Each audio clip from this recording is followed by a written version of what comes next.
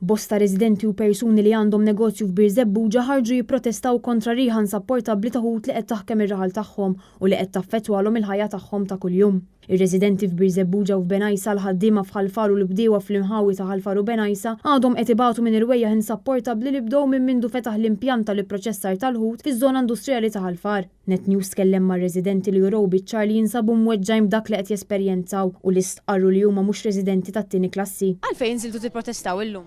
Imħabba l-intejjen li qegħdin insofru, li nistgħu nifsu tieqa, li nistgħu nonxru, li nistgħu mmorru passiġġata f'gati id-dar u ma jistax ikun illi Bir Zebbuġa tibqa' għaddejja kif inhi sejra. Kollox hawn u kollox kontrina hawn. Inżilt hawnhekk biex nipprotesta biex ngħidu lill-awtoritajiet li daqshekk hawnhekk bżibel ġo Bir Zebbuġa.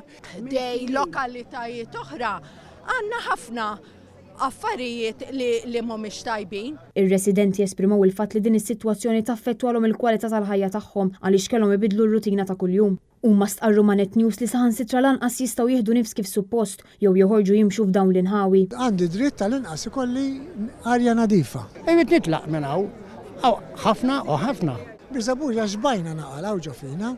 Huma qalu li issa jmisslilhom jifgaw lill-awtoritajiet bl-ilmenti tagħhom sabiex l-operat ta' dan l-impjant jitwaqqaf sakemm isiru l-bidliet meħtieġa. L-irwejjaħ bdew meta bdiet tiffunzjona din il-fabrika, l-operat tal-fabrika jieqaf b'mod immedjat u ma jerġax lura qabel mal-istudju kollha, qabel mal-proċessi kollha inkluż anke dawk ta' dranaġġ jiġu jaħdmu b'tali mod illi l-fabrika tkun tista' topera mingħajr ebda inkonvenjent. Waqt il-protesta tkellmu diversi persuni fosthom Konrad D'Amato, is-segretarju tal-Aqda Storja u Kultura Bir Zebbuġa, studenta tal-Università ta' Malta, rappreżentant tal-Aqda Moviment Graffiti u bosta residenti illi koll esprimew id-diżappunt tagħhom fl-awtoritajiet li jafu bil-problema li nħolqot iżda jiddeċidu li xorta ma jagħmlu xejn dwarha. Ir-residenti uraw biċ-ċar li jinsabu urtati bit-tmexxija tal-Kunsill fejn saħansitra kien stemaw jilmentaw wara d-diskors tas-Sindku Laburista Scott Camilleri fejn avolja wieħed li qed isiru diskussjonijiet mal-awtoritajiet u ma' residenti stess, is-sitwazzjoni baqgħet kif inhi.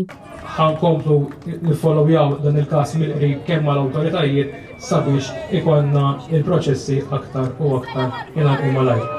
Grazzi.